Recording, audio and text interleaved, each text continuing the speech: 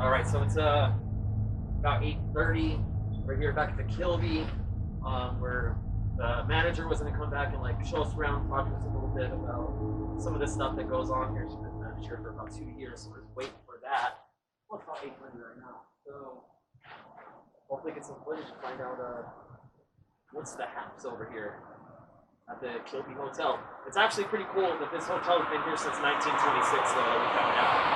And it is the first or second oldest hotel in Las Cruces. And so for it to go from that, for being pretty much a landmark to that we heard maybe possibly getting torn down soon, that's pretty crazy. So we're trying to find out about that and this about some of the characters and individuals that live here, maybe their situation, see if anybody will talk to us about it.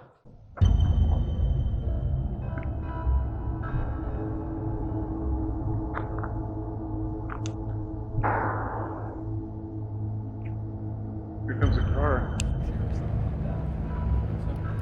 So the call probably came in that, hey, we were going to be here and to not like show us around and things like that, right? Probably, I'm sure. I'm assuming, like, I'm 99% sure that that's what happened. So this car's not stopping, it just keeps driving. So probably coming to check out what's going on or what the deal is. Make sure we just always keep recording it. This is the worst place in town. I'm sorry, sir? This is the worst place in town. I'm not looking for trouble. We're actually doing a documentary and recording. We need to record real well because this is where half the drugs come out of, and this is where we Is that right? Really? Yeah, so if you want to tell me a little bit about this. Yeah, if you can You're a elaborate. citizen of Las Cruces? Or? I'm a citizen. I'm also an Uber driver. Okay. And my last job was probation and parole in the state of New Mexico. Okay. And I have a son who's a drug addict, and we're trying to get him off the dope. And he does all right, then he comes back around here. He's somewhere around here, someplace right now. And he gets his dope around here. Oh, wow. A lot of the meth, okay? Wow. So That's what I blame meth. this place It's largely meth, for you it. say? And I blame the city and the county for not doing more about it, for not condemning this. Does the city and the county of Las Cruces and Doñana County, do they know what happens here? Oh, Have people addressed it? Have Oh, people yes, processed? they do know it. Okay. And what did they say possibly? I guess they just turn a blind eye to it Just let it go. and let it go. So what you were coming through here tonight for is you're I'm looking for my your son. If I find him, I'll have him come to Jesus meeting with him and tell him to get his ass in the car and go home. Let it. I'm not afraid of this. I'm a veteran. And Yeah. I've been a policeman, and I've been a military policeman. I'm not afraid of these people. Right. You know, they are human beings. Yes, sir. And they are addicted and they need help. They don't need to be shunned. When you come in here, clean this place out, get them some help, Right. if they'll accept it. And so this is one of the main This is it. spots. This is it right here. Well, yeah, I mean, we appreciate you taking your time. Thank you. I hope you have a good time Yeah, tonight. I I'm hope gonna you drive find back him. around here, look. Yeah. Yeah. Oh, I'll find him eventually. But And Keep thank a you for lookout. being an awesome parent and doing Yeah. that for your listen, son. That's whatever you're doing, put it out there. Put the truth out there. Yeah.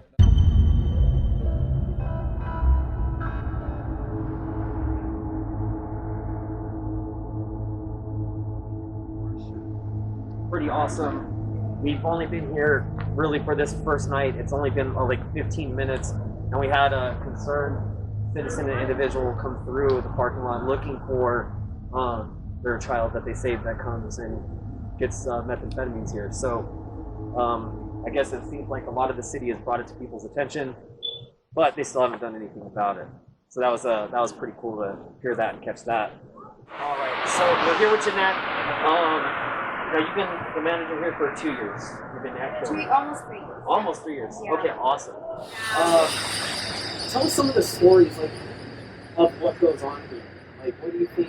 Like some of the funny things that I know everybody has hotel stories that works there. Like, what are some of the stories from this place in particular that were kind of like mind-blowing? Because it's like known as a hotspot here at the Kilby, there's a lot of either really funny stories because some people might be like on drugs and they do some crazy stuff.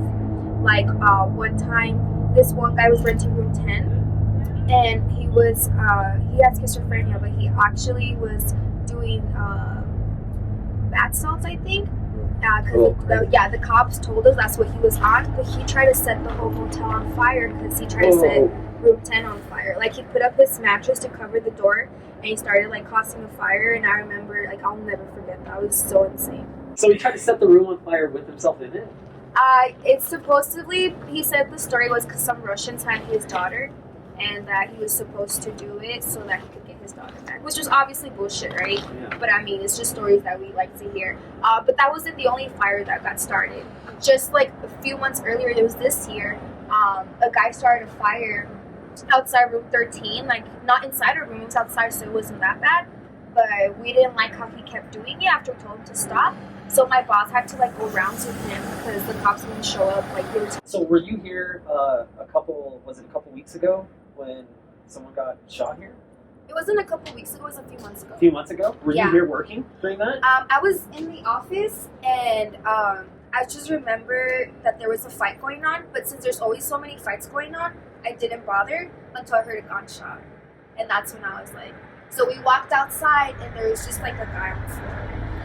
And so I ran back inside, and then the cops came, and they had the whole property locked up, and then he was like a felon, he shouldn't have had a gun. So, and then they started searching every room, they found the drugs in the rooms, they found the drug dealer, everything just went down afterwards. And after that day, cops started to visit, like, well, like you'll see cops just pass by, yes. After that day, like you mentioned right now, that's when everything just started. Do they like actually drive through the property or just like drive by? Yeah, and then they'll stop by and they'll speak to me like, how are you? Are you doing good? Is everything good? And I'll be like, yeah, I'm fine. Well, that's good.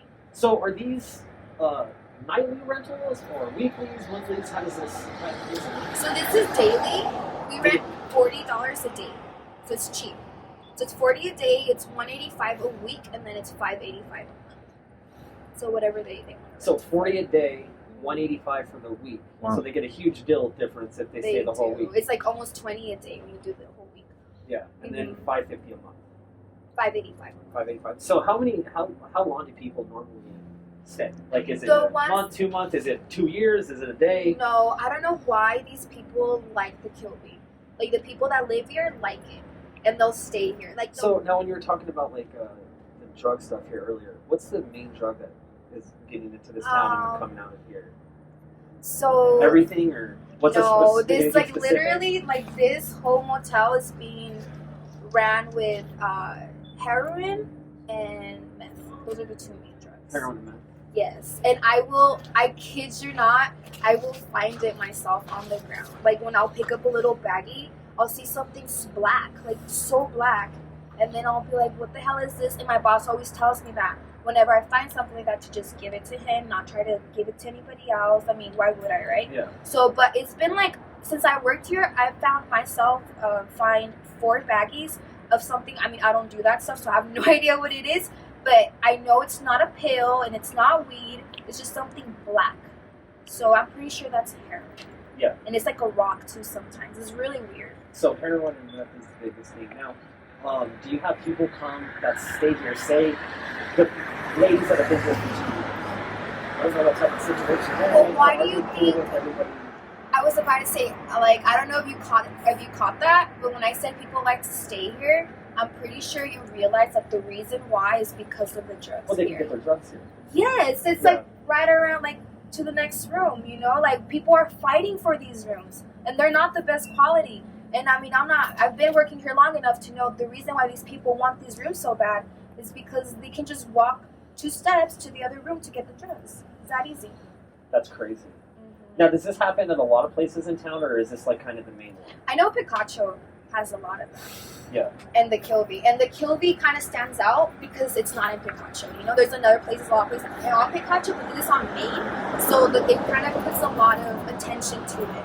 But because of that, we have these drug dealers that will sell stuff like a hit for like $2 or $1. So what does that mean? That means that we acquire a lot of homeless people as well. Because you might, like, I give money to homeless all the time, but working here makes me realize that the dollars that you give to the homeless, they come and spend it on drugs here. You know, that's what they want money for. So this is why, so we have, like, not only, like, a lot of ghetto people, we also have, like, a lot of homeless, so then it just accumulates so much, and that's when the cops have to just concentrate more on this place. So what do you guys have like in place for like your rules, your safety? So if a lot of homeless people are lining up outside the door, like happens at the time you call the cops? What do you do for yeah. your safety also? Yeah, okay, so that's kind of out of all the things that happen at the Kilby, the main reason we call the cops is because of the people that are here. They're not doing anything, they're just standing here. There's so many homeless and so many people that don't live here that are just chilling outside that my boss tells me to get out, get out, get out. And when there's just so many, my boss Armando, he just tells me just call the cops and have them trespassed. Which even if we have them trespassed, we'll come back later. But that's the main reason. So for my safety and like our safety, we don't want so many strangers here that don't live here. So we'll just call the cops as many times as we want so they can get them out of there. And they will. I mean, as soon as the cops come, they get it and they head out. Yeah, it's just crazy because earlier when we were here talking about this and doing the doc, when we were talking with you earlier, set this whole thing up for tonight. So behind me, when I was in there talking with you, I guess there was people walking that didn't have a shirt on or whatever, but one of them had a gun just hanging out of his shorts. Yeah. So for your guys' safety, is like, are firearms allowed on this premises? Are they not? Do you tell anybody? So what do you do in that situation if someone's standing right here and you can see that they're visibly high or on drugs and that they have a weapon? If I see a guy with a gun, like I'll just mind my business. I'll act like I didn't see, like I didn't even watch. So with my safety, the cops ask me too, like, what can we do better for your safety and stuff? Or I mean, I'm like, I don't really know. As long as they don't like try to harm you, which they haven't, then I'm pretty okay with that. Yeah. Then at some points too, it's also not their responsibility to maintain the safety. It also comes back to the place, the building. Exactly. Yeah. Guess what? Today somebody stole Miss Black. You're kidding. No, my baby girl. Miss I Black. let her out Wednesday at 2 o'clock. Coffee, I'm so sorry. She came. She always comes back. She never just leaves. She always comes back. Yesterday died. Now she's gone. This is like terrible. I'm sorry, Coffee. I'm hoping she comes back. I've been leaving my door open.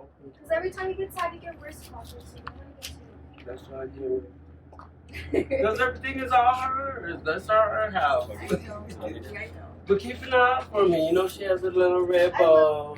I will. I'll keep an eye out. Because she always comes home, so I know somebody took her. Yeah, you should ask these people. I did. I told everybody already. So keep an eye out for me, okay? I will, Coffee. I will. Hi, people. Hi. I'm not. Somebody took my dog. I'm sorry. Oh no. Yeah, she's little. She's black. She's scruffy. Oh, and she has a red bow.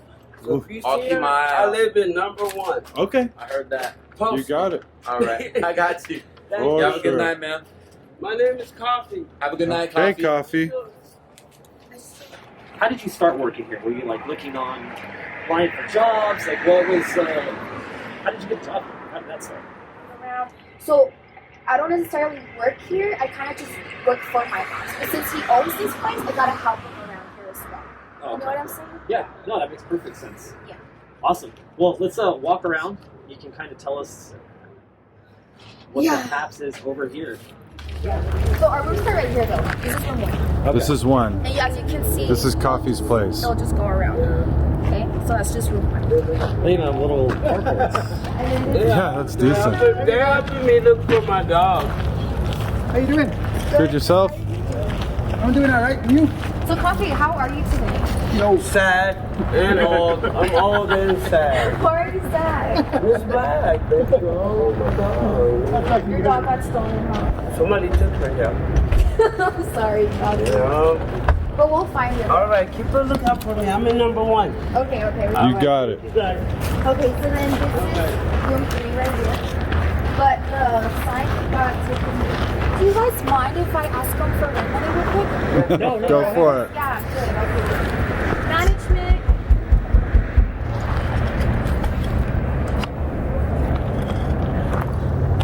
He left his job. He's in there, but he left his job. That's all right.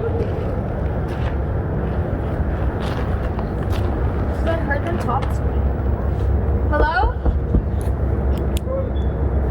Oh, okay, you're good. I'll be back. Okay, so this one over here is room 4, but he has like so many dogs. He had to put it in. They were just, you know how dog just got stolen. Yeah, it's because these dogs like to roam around, but that's not a good image for us. For sure. So since they have so many dogs, we just like put that way. And then this is room 5. There's actually a funny story in this room. Yeah. So this was also a few months ago. This guy came to, and the cops had, an ambulance got called. This guy came to visit us, and he actually left back out. He came to the office where I was at, and he was like, what type of fucking place is this? He's like, I just got stabbed in the ass by a girl, and I kid you not, he had a cut like on his butt cheek because a girl stabbed him. Damn. I have no idea why, but that happened, and it was from this room, so I'm not gonna talk to him much. Okay. So this is our laundromat. This is where we wash all of our sheets and stuff. This is room 6. This is such a sweet lady. She's been living here for like 2 years. She's so sweet. Oh wow. Yeah, she's very Is it an elderly lady or? Yeah, she is. She's like, every time I go somewhere, I bring her back like a little something from Mexico or Cali. She's just really sweet. This is room 7. And then this guy used to live here for the longest time. So when he drew this for himself, we kind of just, we left it there because we kind of miss him. His name was Will, and he was a very, very interesting guy. He had a mental illness, so he would just kind of cuss at everybody that would pass by, but I thought he was so sweet. I thought he was cute. So this is room 8, and then this lady, she helps me around the Kilby, because obviously when I'm not here, who's gonna rent the rooms? Right. So she's the one that helps me around. This is room 9. Room 9 is the one guy that I was telling you about. He used to live here for a long time, but he had like such a big thing with getting naked every time he would do drugs. And he's the same guy that I told you that he laid on the main street, butt naked, and I had to drag him out of there. Pull him back. Yeah, or he on that little bench right there. Oh, we don't have it anymore. But there used to be a bench right there by the grill, and people were like, we would make like food and stuff. And he laid on that bench, and you know, everything was out, everything was showing. So I grabbed the hoe and I started to spray him so that he would get up, because I really did not want to get close to him, but I missed that guy too. He was really fun. Okay, so this is room 10 right here. This is actually daily right now. It's not a bed. So those are like getting breakfast. See, Jeanette, you always play the camera part. Love you, girl. This is room 7. Hi guys. Did you guys rent this room? Yeah. What did you guys do rent it? For 30? Yeah. Should I have it in 40? We charged them $3 because the room was all messed up. So $30 you guys got it for that? Yeah. I'll go ask Brenda for that. I don't know what they're doing. Okay. So this is room 11. This is also a daily as well. You know, that one's been renting in and out. And then, remember the story that I told you guys where that guy shot the other guy? Yeah. He used to live right here. Oh wow. Yeah. So he walked out, and just right there where you see that little down tree, that's where everything happened. So then the cops came, and they started searching his room, but then they also searched that room, which is room 11, and that's where they found all the drugs, and that's when they found the drug dealer. Oh wow. It was all right here in this room. And then this is gonna be room 13. This is just a lady named Carla. She's been living there for like 2 years, but she's very sweet. She always claims that like she's like pregnant, but she's never pregnant. Oh, wow. Right? Yeah. Hi. This is room 14. And then finally, the last room, and this room is a daily as well, so it'll get rented. And then we have another little room where we keep stuff, and then that's the office. So right here, that's Kathy. She's a counselor, actually. Oh wow. Yeah, but the FBI keeps tracking her because they think that she's doing Medicaid fraud. So the cops also come a lot often for her. You know, I'm not gonna say much about her because you know. Yeah. But yeah, That happens a lot with counselors. Like, does she help the counseling around here with like the people? And... Mental She health? says she's like a therapist to these Okay. people, but they have a feeling that she's just kind of saying, "Hey, say I'm your therapist, give me your Medicaid, and then I'll just pay you for it." Oh shit. So then that's, Oh, shit. and she has so many clients, and most of her clients are these people here too. So the office got split into my little office, and then this is her place where she lives in. Oh wow. Okay. So, but in general, though, doesn't it sound like a mental health therapist, like living on grounds of a place like this, would be beneficial for these people? She's just probably using it for the wrong thing. Allegedly, we don't know. We don't know. But it sounds like it would be a good thing to do. And these people are always looking for her too. They always are. Like, they say that she can help them with money and stuff, so they go in. But she says that it's okay to help them with money, or the reason why she gives them money is because of a non-profit organization, so that she can allow to not just help them by like being their therapist, but help them if they like need some money to pay their rent and stuff like that. So I don't know. I just know that she helps them with food sometimes as well too. But I don't know if it's just the counseling thing. But you're right. It would be very beneficial. And she has like her name on the front. Well, we can go look at it actually. Yeah. She has like her name and like her phone number, so that anybody that needs to go. I don't know if one of her patients got pissed at her and they threw a big rock, but I mean, it's not the first time we get rocks thrown at our place anyways, but Yeah, that's crazy. So does that happen often with the windows? Like you guys? oh yeah, all of this right here was messed up. We had to replace them. But I mean, we called his payee and we said, you know, the guy that we rented the room to, because all these people have payees. I was like, the guy that I rented the room to, I'm like, your client, out of nowhere, he like came to our office and he just started throwing rocks at us. So I was like, he's gonna have to pay or something. Yeah. He never paid, but it's okay, we can just Huh.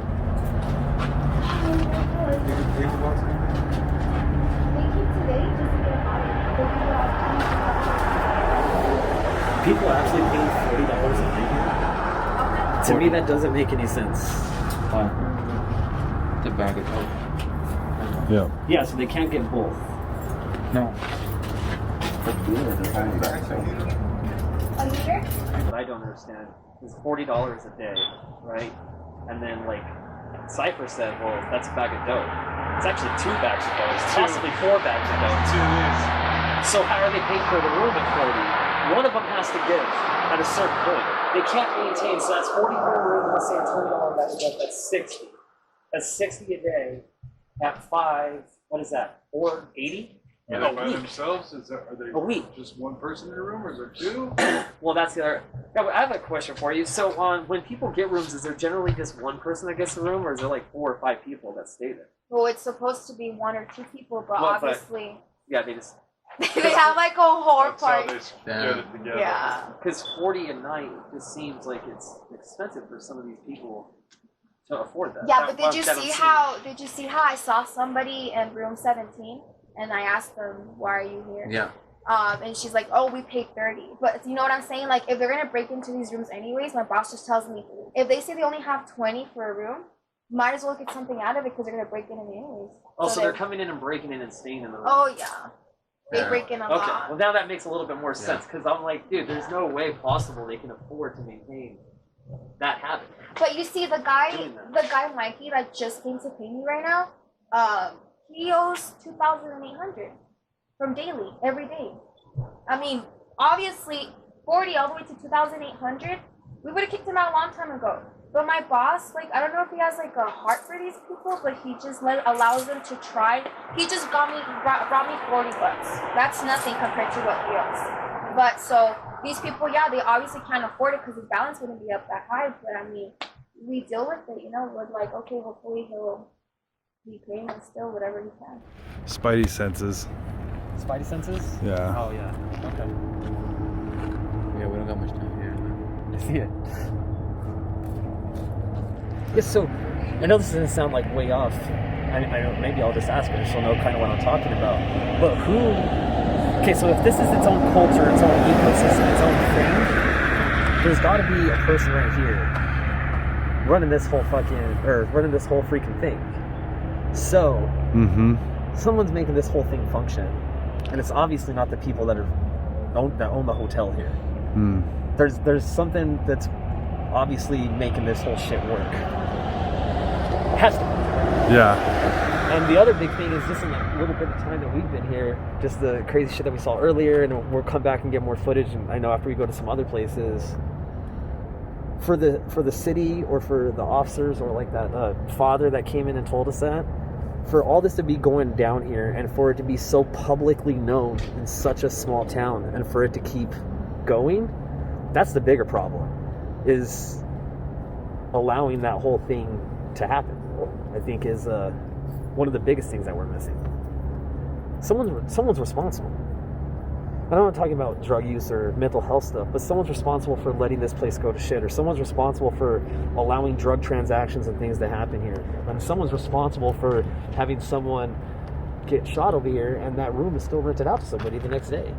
Or, hey, they're just going to break in, so just let it. Who's responsible as a business owner if this was my establishment and someone broke in? First call is to a police officer, right? That's what you're supposed to do. Someone just broke into my hotel, they're staying in here, they didn't pay, get them out.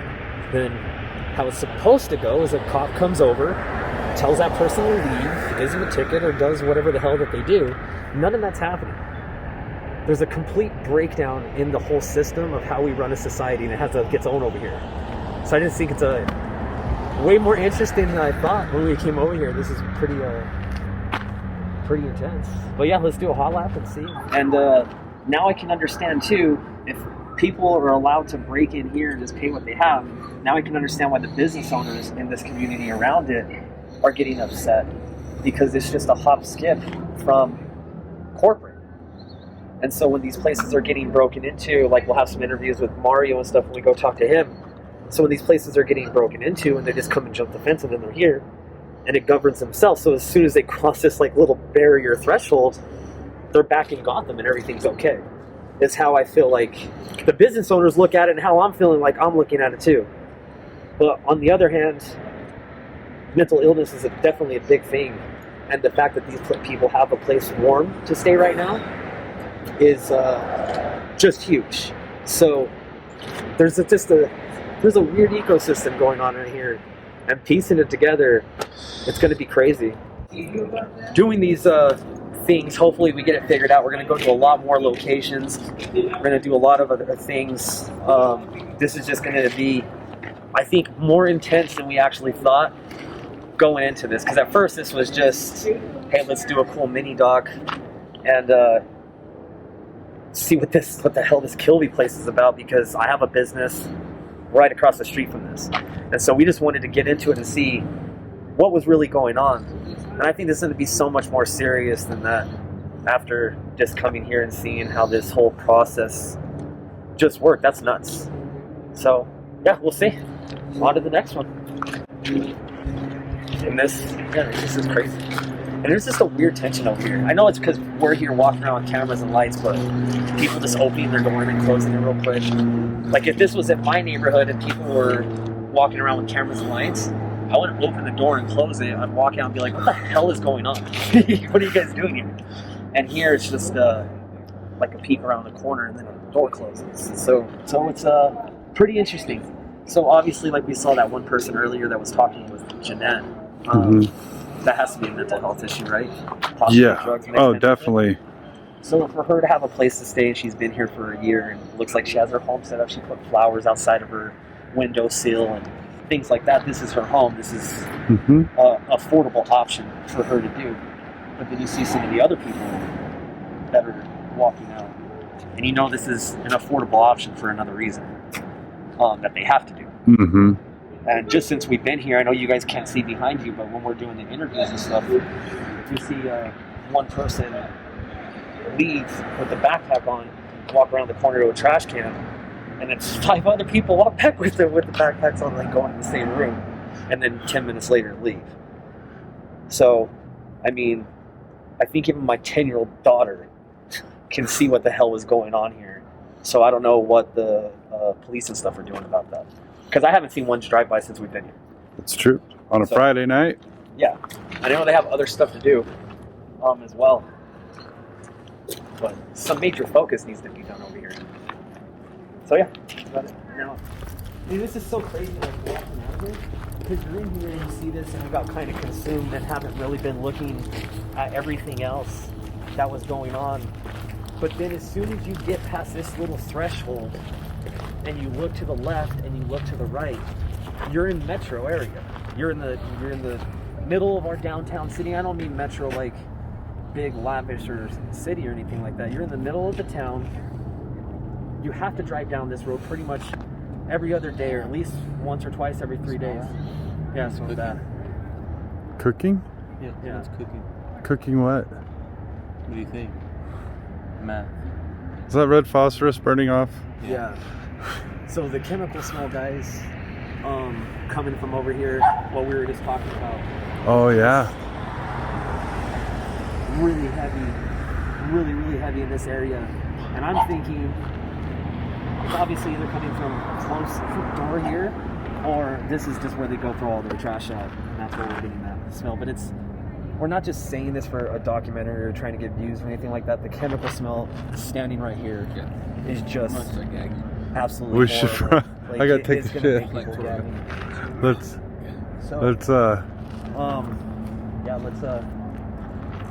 start to really wrap this up. Yeah. Get some shots from the. Yeah. So you get to the street corner, and now we're in the middle of our city. There's gorgeous complexes over here. Shout out to the Allstate building. But there's gorgeous complexes over here. We have my business complex across the other street. You can't really see it, it's around the turn. We got businesses across the street here. We got businesses to the right. And here I am stuck in the middle with you guys. That was funny. Not funny? We're going to keep it on there anyways. I thought it was funny. Oh, you got it. Just kidding. But it's such a fucking crazy dynamic from what we just saw. And we're just going to go ahead and wrap up because this chemical smell. It's heavy. I'm not trying to get blown up. I know Cypher and Nick Luke, those are national treasures. We have to keep them safe. So that chemical smells bad. We're going to bounce on out of here. Maybe we'll come back, get some other takes from other things, and see where this whole documentary takes us, basically. So let's do it. Cool.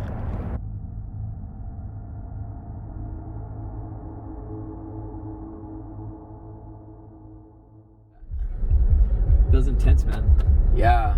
That was super. The fumes coming off of that spot, like the whole energy, like I know the cameras couldn't catch like the vibe of everything, but like you were saying earlier, like everybody was standing out their doors, flicking their lighters, like you guys were recording me the first time I saw it behind you. There was 4 people standing at their doors, and they were all like just had like messing around and not had something in their hands, but like fidgety. You know what I mean? That's all the only word I could say for it. They were fidgety. It was tense. It was tense. And then you guys noticed it too. You guys were like, hey, we need to take a walk from this location real quick. And as soon as you said that, as soon as that light went off the camera, everybody walked back inside the room. Yep, everybody. And then the one people sending over the lady to see what we were doing there and stuff like that. That was kind of coffee. Coffee. We didn't get we really didn't get coffee. And then as soon as Jeanette came, they walked up to that one door that all the activity was coming out, and she walked up to my left and she kind of said something to Jeanette, and then saw and like she like wiped her nose and then like walked back straight to that room. Yeah, it was definitely interesting. Nick, what's your take? What's your take on it? I just it was interesting. A lot of characters. They're, in a way, what they're doing there is working.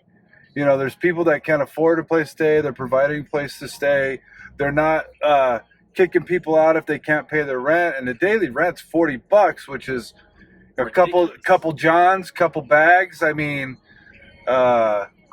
it's not that bad when you have, some of these people might have like a